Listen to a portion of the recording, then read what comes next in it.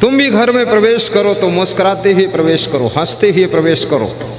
अपने बच्चों को देखो तो एक बार थोड़ा हंसो, अपनी पत्नी को देखो तो हंसो, अपनी माँ को देखो तो हंसो कि माँ ठीक हो। थोड़ा हंस दोगे तो सब हंस देंगे, सब हंस देंगे तो टेंशन खत्म हो जाएगी और घर भर में मुस्कान दौड़ जाएगी, पूरा घर स्वर्ग बन जाएगा। लेकिन खुश रहने के लिए शर्त है, आपका स्वास्थ्य भी अच्छा रहना चाहिए।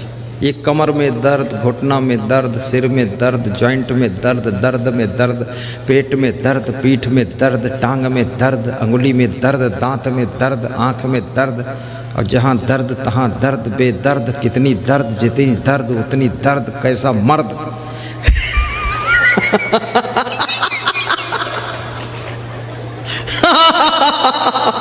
इतनी दर्द। मैं लखनऊ में सत्संग करने गया तो वहाँ एक महंत भजन गा रहा था कि गुरुजी पिलाई दे ज्ञान की बूटी, दर्द मोरे नस नस में। तो मैंने कहा दर्द नस नस में है, मुंह में पिलाऊंगा तो नस वाली दर्द कैसे जाएगी थी। गा रहा था। वास्तव में हर व्यक्ति की जिंदगी में दर्द है।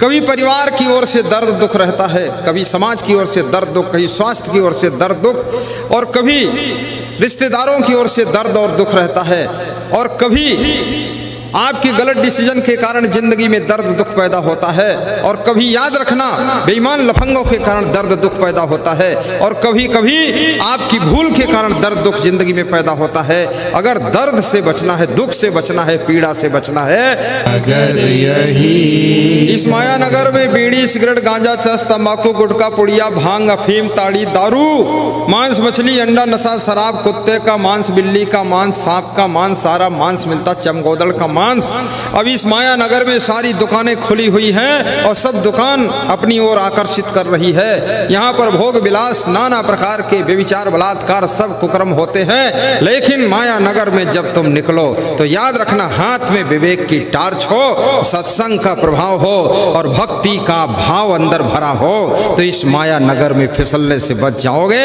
फिर दारू की दुकान पर नहीं जाओगे, फिर आप सत्संग की दुकान पर पहुंचोगे। दो आदमियों ने जय बोला है, दूसरे दिन जय मिली है। कल तो ऐसे ही चला गया। आज भी दो आदमी बोले हैं, तो एक तो जोर से बोला, दूसरा बोलता हो।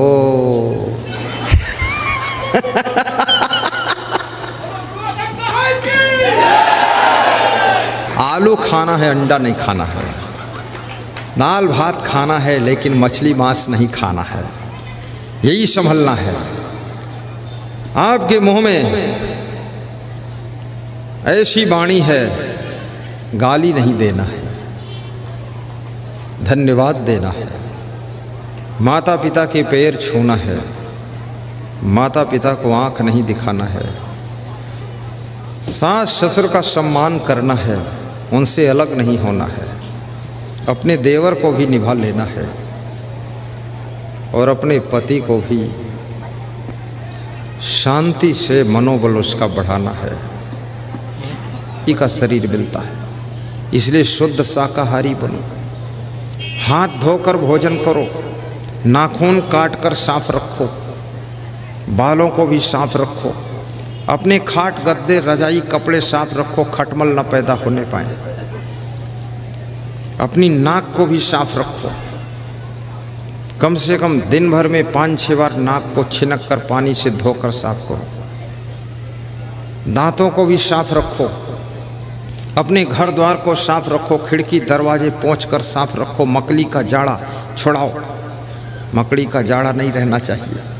और चप्पल जूते भी साफ सुथरे रखो, चश्मा भी अपना साफ रखो, मुंह को भी ठीक से धो। और सुंदर बनना चाहते हो तो प्रसन्न रहो।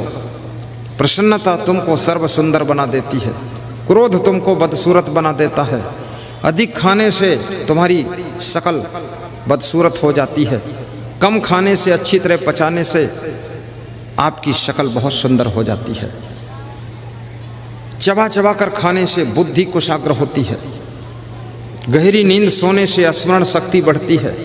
कम सोने से सिर दर्द भारी, दिमाग भारी हो जाता है। और सबसे प्रेम करने से बहुत सुख की प्राप्ति होती है। सामान को केयर करने से, सामान को संभालने से असमंजस कम पड़ते हैं।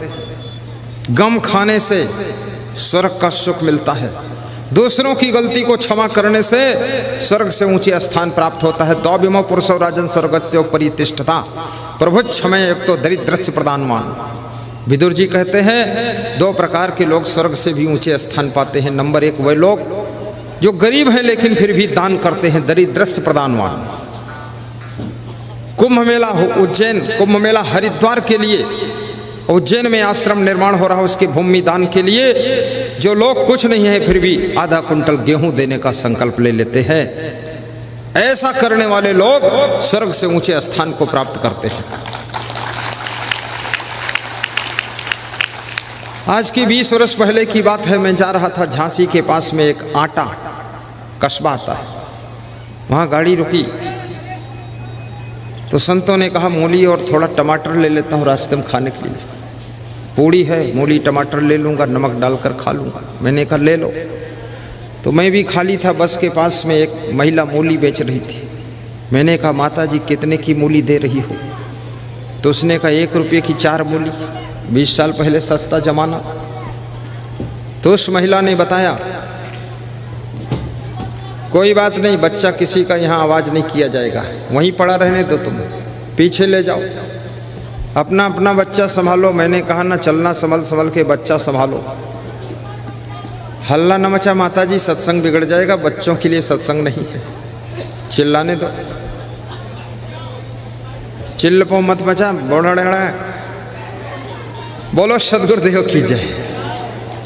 अपना बच्चा चुपचाप ले लो, छोड़ा मत करो। देखो डिस्टर्ब होता ना, बात कट जाती है।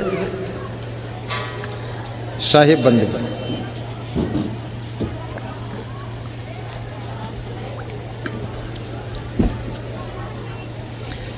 तो उस बूढ़ी महिला से मैंने कहा मूली माता जी कितने में दे रही हो? 1 रुपये की 4। तो मैंने कहा दे दो 20 मूली माता जी। तो उसको मैंने 20 मूली के 5 रुपये देना था, लेकिन हमने कहा इसको 10 दे दो, गरीब है महिला। तो जब उसको 10 दिया तो उसने क्या कहा, मैं साधु से नहीं लेती हूँ और तुम्हारा सब कुछ ठीक लगता है, लेकिन तुमने कहीं अपना घर बनाया है? हमने कहा घर नहीं बनाया माता जी। तो उसने 2 रुपया निकाल कर हमको दिया कि जाओ घर बना लेना, इधर उधर मत घूमा करो।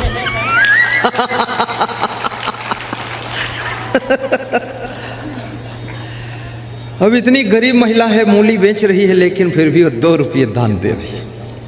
तो मैंने कहा रख लो माता जी, मेरे पास आश्रम है। अरे बोले तुमसे गरीब हम थोड़े हैं, तुम जाओ ले जाओ। गरीबी में भी जो दान करता है, बलवान होते हुए, मजबूत होते हुए भी जो कमज़ोर से कमज़ोर गलती करने वाले को क्षमा कर देता है, माफ़ करता है, उसे स्वर्ग से ऊंचे स्थान मिलता है। आपकी बहू से गलती हो जाए उसको क्षमा भी करना, सास ससुर से गलती हो जाए उनको माफ़ करना। गलती को क्षमा करने वाला विष्णु भगवान के समान होता है। भृगु जी ने विष्णु भगवान को लात मारा था और विष्णु भगवान ने क्षमा कर दिया था, और जिन्होंने क्षमा किया था उनकी संसार में पूजा होने लगी, और जिन्होंने लात मारा था उनका पूजा से स्थान समाप्त हो गया। परशुराम के पिता थे भृगु जी। परशुराम भी क्रोधी थे और उनके पिता भी बहुत क्रोधी थे।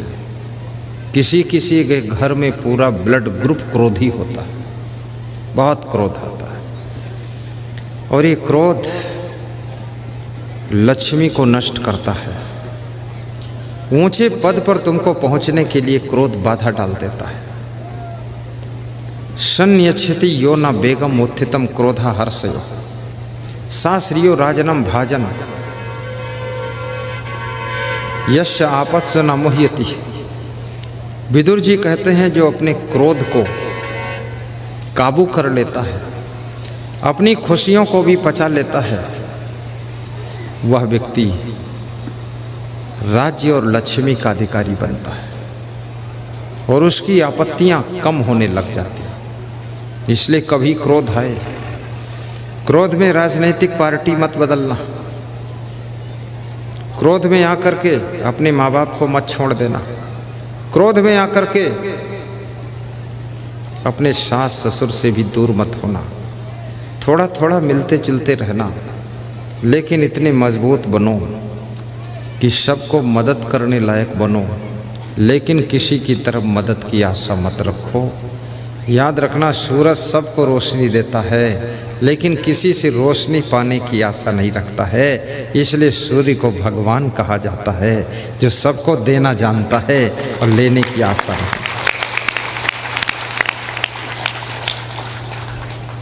नदियों को माँ कहा गया है, क्योंकि नदियाँ हमेशा जल देती रहती हैं। वृक्ष कबहु नहीं फल भखे, नदी न संचय नीर, परमारथ के कारणे साधुन धरा शरीर।